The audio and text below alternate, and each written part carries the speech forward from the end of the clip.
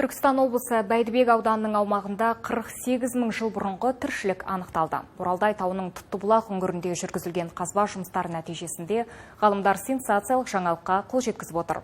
Үңгірден алынған топырақ пен күл қалдықтарын бұған дейін ғалымдар 41 мың жыл деп топшыласа, Германияда жүргізілген зертханалық соңғы сараптама нәтижесінде оның 48 мың жылдық тарихы бар анықталды.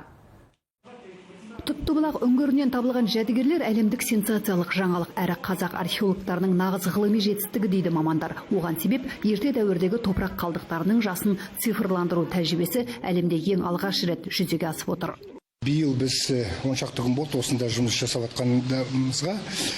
Ең жақсы бір хабар келгені жақында ғана былтырғы табылған жәдігерлер қырғыш бар, тастың жоңқасы бар, осы жерде табылған. Және күлдің қалдықтары ошақ болған осы үңгірдің ішінде. Сол ошақтың күлдің қалдығымен қазір лаборатория бізге дәлелдеп бергені 48 мың жыл бұрын осы жерде адамдар өмір сүрген.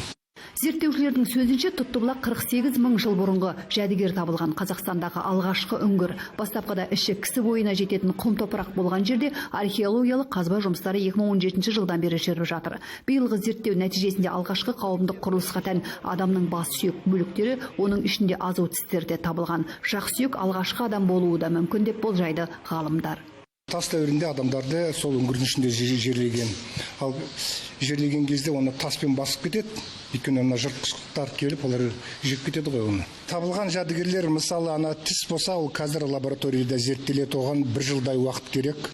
Археологтар топырақты баппен қазып алып, еліктен өткізіп жатыр. Өйткені маңызды дүниелер көзден таса қалмауы керек дейді. Тас құралдардан бөлек аюдың тісі мен өзге де аңдардың қанға қалдықтары табылған. Мамандар аюдың тісінің табылғаны өте үлкен жаңалық деп отыр. Бұдан басқа қазір 4 тас құрал табылды. 4 тас құрал әрқайсысы бөлек шикізатта жасалған болатын. Мынау атшеп.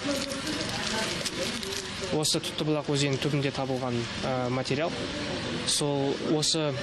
Бұл үңгірдің маңында көп шикізат жоқ.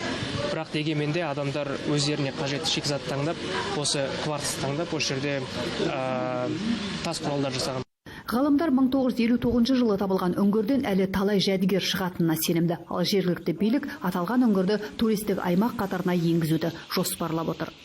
Айза Түрбекқызы, Нұрғазы Жүніс, Астана Таймс, Түркістан облысы.